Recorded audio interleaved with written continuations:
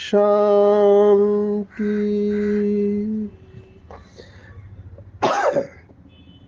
आज 1 जनवरी 2024 भारत में सोमवार है। Today is 1 January 2024 and it's Monday in Bharat. आज की मुरली का जादुई रहस्य स्वयं को प्रेरणा देने के लिए magical secrets of today's Murli for motivating the self। आज अंग्रेजी कैलेंडर के अनुसार वर्ष का पहला दिन है। इस समय पूरे विश्व में अंग्रेजी भाषा का प्रभुत्व है, इसलिए ज़्यादातर देश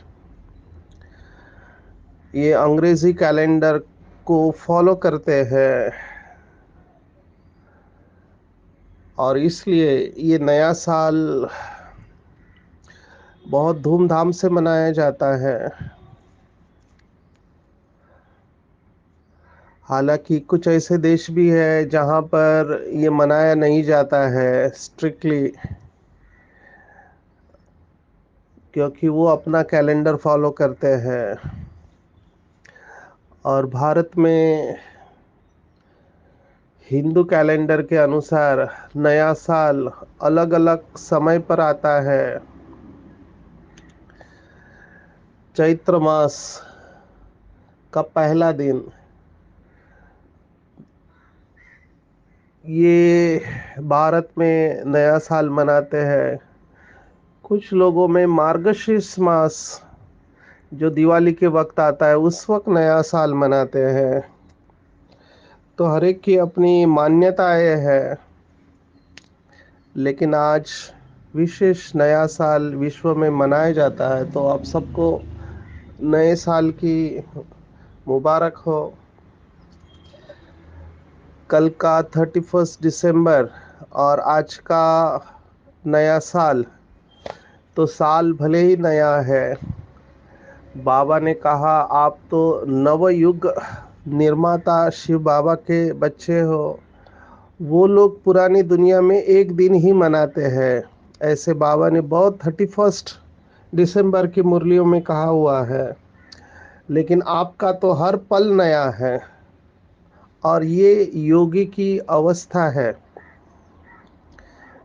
जो योगी आत्माएं होंगे उन्हें हर पल नया लगेगा। जो भोगी होंगे उन्हें हर पल वही लगेगा, पुराना लगेगा। ये जो क्रिएटिविटी है, रचनात्मकता है, ये सबको आती नहीं है। हालांकि आप एक्सेप्ट करो या न करो, स्वीकार करो या न करो, मेरे प्रेजेंटेशन में ये बात, ये स्लाइड में हमेशा बताता हूँ कि we are constantly creating our future at every moment, whether we know it or not or we accept it or not. हर क्षण हम अपना भविष्य बना रहे होते हैं। हम चाहे नहीं चाहे, हम स्वीकार करें या न करें, जो भी संकल्प हम करते हैं वो संकल्प भविष्य का निर्माण कर रहे होते हैं। जितना जितना हमारी मन और बुद्धि एक बाप की याद में स्थिर होने लगती है, जैसे कल की अव्यक्त मुरली में बाबा ने कहा था, प्रारब्ध सर्व शक्ति संपन्न, सर्व ज्ञान संपन्न बनते जाते हैं, उतना उतना हमारे पास पावर आने लगती है, पावर टू क्रिएट। और हम कॉन्शियसली क्रिएट करना चालू करते हैं, जिसे भगवत गीता भी कहती है कि योगी कभी सोते नहीं है। अर्जुन का एक शब्द भगवत गीता में आता है जिसको कहा गया है गुड़ाकेश। अभी संस्कृत शब्द के बहुत सारे अर्थ होते हैं। गुड़ाकेश का एक अर्थ है जिसने गुड़ा माना निद्रा को जीत लिया है, माना जो हमेशा जागृत अवस्था में रहता है वो सब अर्जुन है, माना जो कभी सोते नहीं है। इसका मतलब शरीर की नींद नहीं है, इसका मतलब है आत्मा की ज्योति सदा जगती रहती है, तो वो कभी गलत कर्म नहीं कर सकते हैं। और यही आज की पूरी मुरली है। आज की साकार मुरली पूरी धारणाओं के ऊपर है। विशेष अव्यक्त मास की शुरुआत है, स्मृति मास की शुरुआत है। बाबा के अनन्य बच्चे, योगी बच्चे पूरे साल भर इस महीने की राह देख रहे होते हैं, क्योंकि बाबा की विशेष कृपा इस अव्यक्त मास में होती है। जैसे भक्ति मार्ग में वो चातुर्मास का पुरुषार्थ करते हैं, उसको पवित्र समझते हैं, साधना करते हैं। बाबा के बच्चों के लिए वैसे देखा जाए तो हर क्षण पवित्र है, क्योंकि हर क्षण महान है। जितना जितना बुद्धि स्वच्छ होने लगती है, शक्तिशाली होने लगती है, आत्मा को नशा चढ़ने लगता है, ऑटोमेटिकली ये स्टेज आती है कि हर क्षण के ऊपर अटेंशन बढ़ने लगता है। तो बाबा के बच्चों के लिए वैसे हर क्षण इम्पोर्टेंट है, लेकिन उसमें भी विशेष जनवरी का मास हम सबको ब्रह्मा बाप समान संपूर्ण अवस्था तक लेके जाने की प्रेरणा देते हैं। कई बाबा के बच्चे इस पूरे मास में मौन रहने का अभ्यास करते हैं। बहुत भाग्यवान उन्हें कहेंगे जिन्हें ऐसा मौका मिलता है। ज्यादा रिस्पॉन्सिबिलिटी नहीं है और वो मौन में रह सकते हैं। मैंने ऐसे बाबा के बच्चे देखे हैं अनेक सालों से। हम उनको नोटिस करते हैं कि वो हफ्ते में एक दिन पूरा मौन में रहते हैं, क्योंकि उनको भी रियलाइज होता है कि भले बड़ी पोस्ट पर है, बेहद के सेवा के निमित्त है, बगैर साइलेंस के कुछ नहीं होने वाला। साइलेंस की शक्ति संगम युग की विशेष शक्ति है, ऐसे आज बाबा ने कहा है। और अव्यक्त महावाक्य है, साइलेंस में रहने से डबल लाइट फरिश्ता स्थिति सहज बन जाती है। लौकिक में भी ऐसे बहुत सन्यासी और योगी होके गए जो एक दो दिन के लिए, मास के लिए नहीं, लेकिन अनेक वर्षों तक साइलेंस में रहे हैं। आप सोचो उनके पास कितनी पावर आई होगी। और बाबा के बच्चे तो सर्वश्रेष्ठ योगी है, तो हमको कितना साइलेंस में रहना चाहिए। जो भी बाबा के बच्चों ने लक्ष्य रखा है कि हमको डबल लाइट फरिश्ता बनना है ब्रह्मा बाप समान, तो साइलेंस के ऊपर अटेंशन दे, क्योंकि साइलेंस में चेकिंग बहुत अच्छी होती है।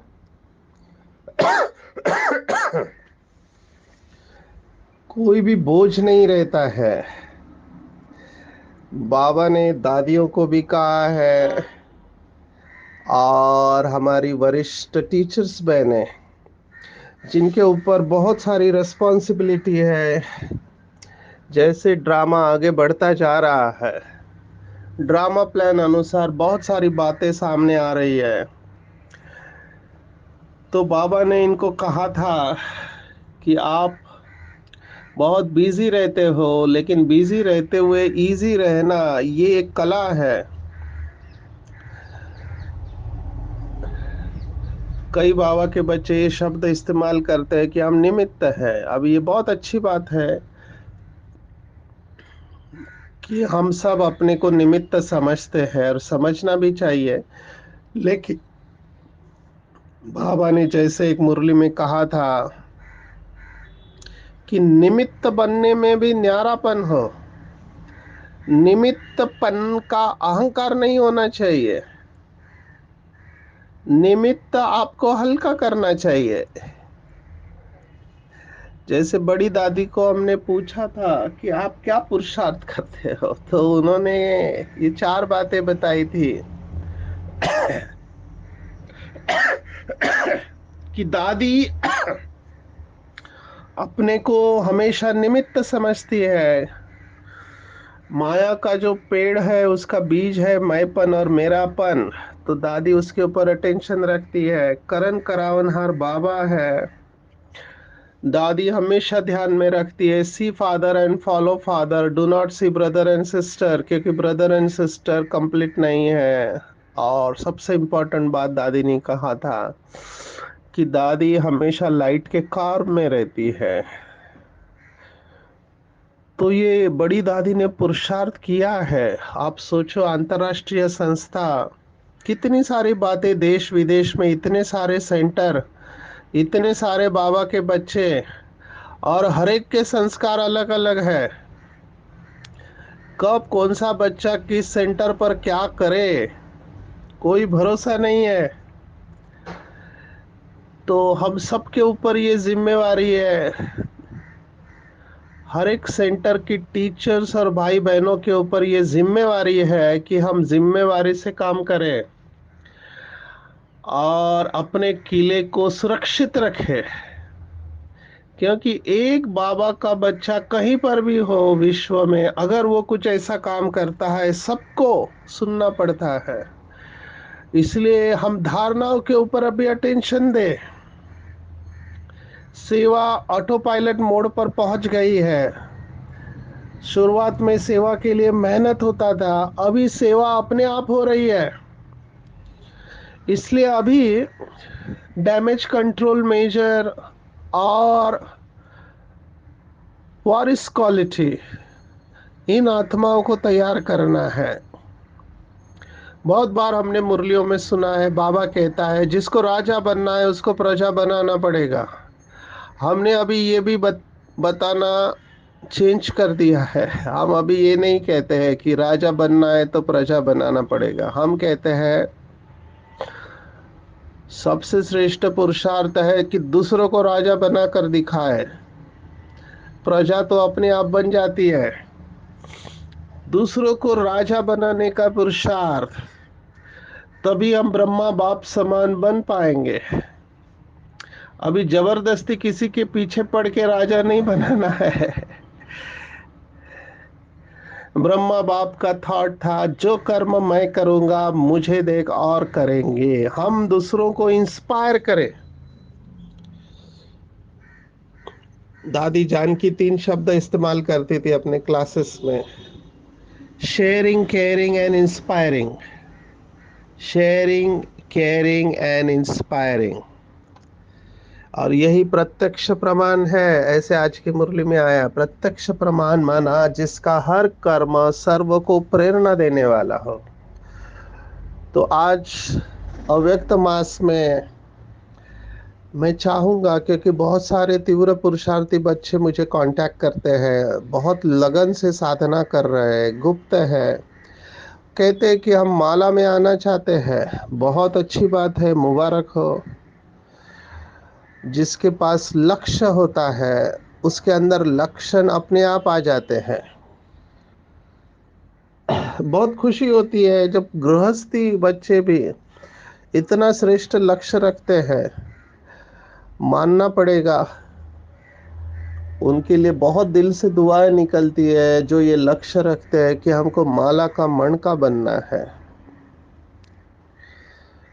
तो 20 नाखून का जोर लगा के पुरुषार्थ करना है इस अव्यक्त मास में। जैसे दादी गुलजार को भी पूछा था, आप कहते हैं 1 मिनट भी निकालो और बाबा को याद करो, तो 1 मिनट निकालने से क्या होगा, ये दादी को पूछा गया विदेशियों ने। दादी ने बहुत अच्छा जवाब दिया। दादी ने कहा, अगर हम भोजन करते हैं, भोजन में आम आ गया, अभी आम तो हम खा लेते हैं, 1 मिनट में खा के हो जाता है, लेकिन उसकी जो रसना रहती है, उसकी जो स्मृति रहती है, दिन भर याद दिलाते रहती है, अगर आपको आम पसंद है तो। ऐसे ही ये 1 मिनट की अशरीरी अवस्था आपको दिन भर में खींचती रहेगी बार बार। इसलिए जिनका लक्ष्य ऊंचा है, आज की साकार मुरली को भी बार बार पढ़े, श्रेष्ठ साधना करे। आज की मुरली में भगवत गीता का शब्द आया है, उत्तम पुरुष। पुरुष ये संस्कृत शब्द है, नवद्वारे नवपुरे कहते हैं, माना एक ऐसी पुरी, पुरी मतलब शहर, जैसे जगन्नाथपुरी जहाँ जगन्नाथ निवास करता है उसको जगन्नाथपुरी कहते हैं। रामपुरी भी सुना होगा, जहाँ राम निवास करता है वो रामपुरी, पुरी शहर को कहते हैं। और इस पुरी में रहने वाला पुरुष, तो आत्मा को पुरुष कहा गया है। और यही बाबा के बच्चे मुझे पूछते हैं, आत्मा परमात्मा अलग है, ऐसे भगवत गीता में कहाँ कहा हुआ है? तो नोट करेंगे 15वां अध्याय, 15वां अध्याय पुरुषोत्तम योग। जो भी भगवत गीता स्टडी करना चाहते हैं कॉन्फिडेंस बढ़ाने के लिए, वो 12वां और 15वां अध्याय पहले याद करते हैं, क्योंकि सबसे छोटा अध्याय ये है, 20 श्लोकों का, और 20 श्लोक जल्दी याद हो जाते हैं। तो इस 15वें अध्याय में 15 chapter of Bhagavad Gita 17th verse, 17वां श्लोक है, उत्तम पुरुषस्त्वन्यः परमात्मे उदारुतः यो लोकत्रयमाविश्य बिभर्त अव्यय ईश्वरः। बहुत सुंदर है। 16, 17, 18 ये 3 श्लोक बताते हैं कि आत्मा अलग है, परमात्मा अलग है। 16वां श्लोक है, 16 वर्ष है, द्वामिमो पुरुषो लोके क्षर अक्षर एव च क्षरः सर्वाणि भूतानि कुटस्थो अक्षर उच्यते। इस संसार में क्षर और अक्षर, क्षर माना विनाशी, अक्षर माना अविनाशी, जिसका क्षय नहीं होता उसको अक्षर कहते हैं। ये 2 प्रकार के पुरुष है।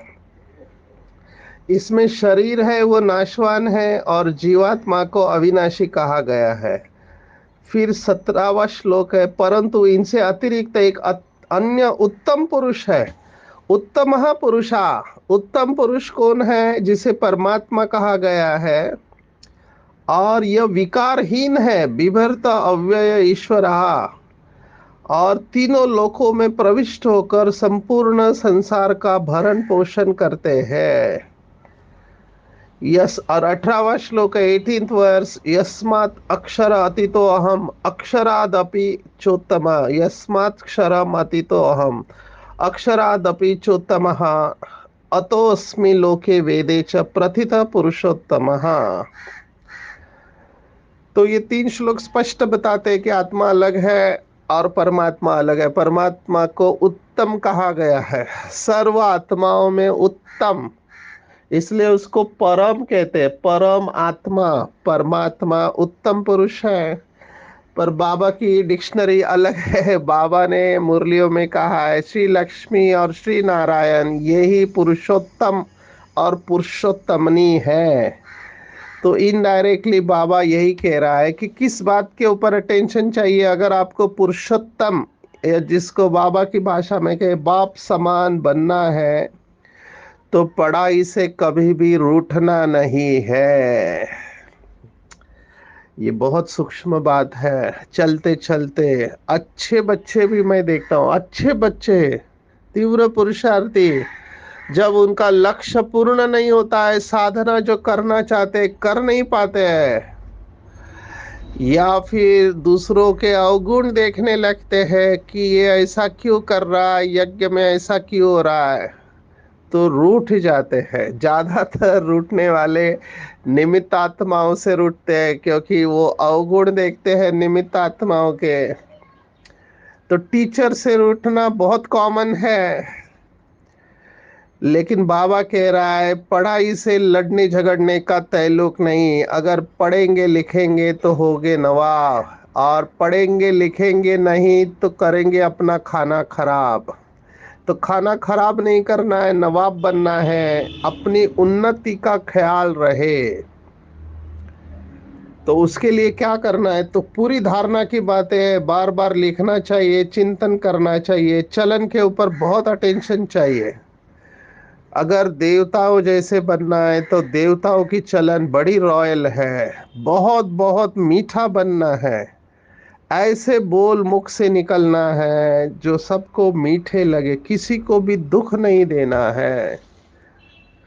दादी जानकी ने ब्रह्मा बाबा को पूछा था कि योग में मुझे अगर नंबर लेना है तो क्या करना चाहिए, और बाबा ने जवाब दिया था दो बातें। नंबर वन, जो बाबा के सभी बच्चे करते हैं, ज्यादातर करते हैं।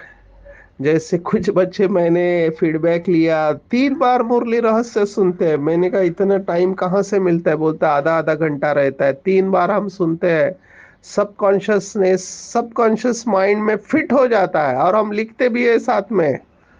मैं तो कमाल वंडर खाता हूँ। क्लास में सुनते हैं, सेंटर पे मुरली सुनेंगे, पहले मुरली रहस्य सुनते हैं, फिर मुरली सुनते हैं, फिर लिखते हैं। क्या पुरुषार्थ कर रहे हैं, बहुत खुशी होती है। तो बाबा ने कहा दादी को कि अगर आप योग में नंबर 1 जाना चाहते हो, जो दादी ने करके दिखाया कि मुरली के ऊपर पूरा अटेंशन चाहिए। और दूसरी बात बाबा ने कही कि मन वचन कर्म से किसी को दुख नहीं देना है। बहुत इंपॉर्टेंट बात है, इसके ऊपर चिंतन करेंगे।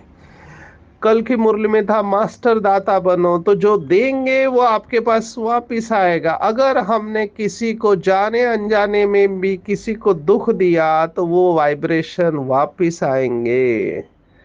इसलिए स्पिरिचुअलिटी माना दुआएं लेना, दुआएं देना, सुख देना, सुख लेना।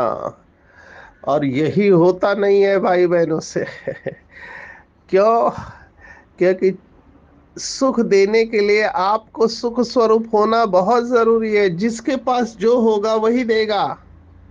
अगर हमारी अवस्था ही सुख स्वरूप नहीं है तो हम दूसरों को कैसे सुख देंगे? फिर बोल भी ऐसे निकलेंगे। क्या कहूँ, मुझे समझ में नहीं आ रहा है। क्योंकि ऐसे मैंने देखा है बाबा के बच्चे, जब माया का वार होता है ऐसे बोल बोलते हैं जो नहीं बोलना चाहिए। अच्छे अच्छे बच्चे क्रोध में आकर ऐसे बोल बोलते हैं, उस समय डेफिनेटली वो देवताएं नहीं है। अभी क्रोध बहुत नुकसान करता है, हम सब जानते हैं, लेकिन इसके लिए बहुत अटेंशन चाहिए, बड़ी रॉयल चलन चाहिए। अगर कोई गलती भी करता है, अंग्रेजी में कहावत है, मैं जब एंगर के ऊपर वर्कशॉप लेता हूँ बहुत मजा आता है, क्योंकि सभी लोग रियलाइज करते हैं इस बात को। अंग्रेजी में कहावत है, if you are right no need to get angry, and if you are wrong you don't have any right to get angry. दोनों ही सिचुएशन में आपको शांत ही रहना है। अगर आप सही है तो गुस्सा करने की जरूरत नहीं है, और अगर आप सही नहीं है तो गुस्सा करने का आपको अधिकार ही नहीं है। तो बोल बहुत मीठे होने चाहिए, वरदानी बोल होने चाहिए। बाबा ने तो एक मुरली में यहाँ तक प्रेरणा दी कि लोग राह देखे कि ये आत्मा मेरे लिए क्या वरदान दे रही है। जो भक्ति मार्ग में कहते सत वचन महाराज, वरदानी आत्माएं बोलने वाले लोग राह देख रहे होते हैं। उतना अटेंशन रखना है, और इसके लिए राज ऋषि बनना है। राजाई के लिए पुरुषार्थ करना है। राज ऋषि शब्द हमने कितने बार सुना होगा, कई भाइयों ने तो अपना नाम ही रख दिया राज ऋषि। राज ऋषि बहुत पवित्र शब्द है। भगवत गीता में इसका रेफरेंस भी आया हुआ इनडायरेक्टली, क्योंकि राजा जनक को राज ऋषि कहा गया है। जो राजा भी थे और ऋषि भी थे। ऋषि माना पवित्र साधना करने वाले, और राजा वैसे राजसी होते हैं। लेकिन बाबा ने कहा राज ऋषि ये बहुत ऊंची अवस्था है। बाबा यही कह रहा है कि सब कुछ करते हुए, माना अपना कर्तव्य निभाते हुए, घर गृहस्थ में रहते हुए राजा बनकर रहो और ऋषि बनकर भी रहो। ऋषि पवित्र है और राजा माना मालिक, अपने कर्मेंद्रियों का, स्थूल और सूक्ष्म कर्मेंद्रियों का मालिक। तो ये कैसे होगा? तो उसके लिए अटेंशन चाहिए। Attention please. बाबा ने कहा, आज रिजल्ट बताया, ज्ञान में कच्चे हैं, योग में कच्चे हैं और कुछ धारणाओं में कच्चे हैं। चार ही तो सब्जेक्ट है हमारे, ज्ञान योग धारणा सेवा। तीन सब्जेक्ट में कच्चे हैं, तो चौथा सब्जेक्ट क्या होगा? आज विशेष बाबा ने कहा हर एक की चलन से साक्षात्कार होता रहता है कि ये क्या पढ़ते हैं, क्या पद पाएंगे। बाबा ने ये भी कहा हुआ है, आगे चलकर हर एक को पता चल जाएगा कौन क्या बनने वाला है। तो बहुत शौक लगने वाला है लास्ट में, क्योंकि जिनको हम समझ रहे थे कि माला में आएंगे, राजा बनेंगे, उनका रिजल्ट जब आउट होगा तो सबको शौक लगेगा। शौक लगने का दूसरा कारण होगा, जो गुप्त पुरुषार्थी होंगे वो स्टेज पर आ जाएंगे। बाबा ने एक मुरली में कहा था, बाबा के महावाक्य, अव्यक्त महावाक्य, कि जिन के ऊपर दुनिया की नजर है उसके ऊपर भगवान की नजर नहीं है, और जिनके ऊपर भगवान की नजर है उनके ऊपर दुनिया की नजर नहीं है। ये बाबा किन बच्चों के लिए कह रहा है हम नहीं जानते, लेकिन यही भाव आज के मुरली में आया है कि क्या पद पाएंगे ये स्पष्ट हो जाएगा। आप, आपकी रॉयल फैमिली, प्रजा सब स्पष्ट हो जाएंगे। जिन्होंने बहुतों को सुख दिया है लंबे समय तक, उनको उतना भी मिलेगा। एक बाबा के बच्चे ने शरीर छोड़ा। बाबा को पूछा कि बाबा आपने इस आत्मा को बचाया कि नहीं, ये बहुत सेवा करते थे। बाबा ने कहा इस आत्मा का इस गाड़ी के साथ, ड्राइवर के साथ, उसी स्थान पर उसी समय पे हिसाब किताब था। इतना एक्यूरेट ड्रामा है। तो क्यों ना हम कल्प पहले के माफिक अपने कैरेक्टर को इतना श्रेष्ठ बनाए। आज कैरेक्टर शब्द आया है। कैरेक्टर के ऊपर बहुत कुछ कहा जा सकता है। एक लाइन जो लौकिक में कहते हैं कि character is something which you do when no one is watching you. चरित्र वो है जब कोई आपको देख नहीं हो रहा है तब आप क्या करते हो, उसको चरित्र कहते हैं। दुनिया के सामने तो सभी दिखाते हैं कि हम अच्छे हैं, लेकिन जब आप अकेले में हो तब आपके विचार क्या है, आप कर्म क्या करते हैं, वो आपका सच्चा चरित्र है। चलते फिरते हमारे द्वारा दूसरों को यह अनुभव हो कि ये आत्माएं शक्तियां बिखेर रही है। आज बाबा ने अष्टरत्नों को याद किया है। अष्टरत्न, अष्ट रत्नों से अष्ट शक्तियों की किरणें की अनुभूति होगी। किसी से सहन शक्ति की फीलिंग, कोई को निर्णय करने की शक्ति की फीलिंग आएगी। तो हमको इस स्टेज पर चलना है। इसके लिए चलते फिरते ये अनुभव करना है कि मैं बेदाग, कीमती, मूल्यवान डायमंड हूँ, और मेरे द्वारा ये शक्तियाँ, किरणें चारों तरफ फैल रही है। जनवरी मास के लिए विशेष अव्यक्त पॉइंट्स आएगी। आज की पॉइंट है डबल लाइट बनना है, हल्का रहना है। और कोई पुरुषार्थ कर नहीं पाए, कम से कम ये पुरुषार्थ तो करे कि हाँ आपको हल्का रहना है, क्योंकि बोझ वाली वस्तु उड़ नहीं पाएंगे। Angels can fly because they are light. तो एक अभ्यास सभी करेंगे जब भी टाइम मिले। बाबा ने ये बड़ी बहनों को भी कहा है, फुल स्टॉप, फुल स्टॉप की भट्टी कहा है। बीच बीच में टाइम निकाल कर निराकारी फरिश्ता अवस्था का अनुभव करना, यह आपको थकावट से दूर रखेगा और शरीर छोड़ने के लिए सहयोग देंगे। लास्ट में तकलीफ नहीं होगी। तो बीच बीच में जब भी टाइम मिले थोड़ा समय निकाल कर निराकारी और डबल लाइट फरिश्ता स्थिति में स्थित हो जाना है। तो आज की पूरी मुरली में अगर टेक होम आप मुझे पूछते हो तो मैं कहूँगा साइलेंस में रह के बीच बीच में निराकारी और फरिश्ता अवस्था का अनुभव करना है। कभी भी रूठना नहीं है, चाहे कुछ भी हो जाए पढ़ाई को छोड़ना नहीं है, क्योंकि वही हमारी दवाइयाँ है। बहुत रॉयल छलन रखनी है, मेरे द्वारा हर एक को मर्यादा में रहते हुए सुख मिले, किसी को दुख नहीं देना है। हम राज ऋषि है, सब कुछ करते हुए कमल पुष्प समान पवित्र रहना है, न्यारा और प्यारा रहना है, दूसरों को इंस्पायर करना है। अच्छा, ओम शांति।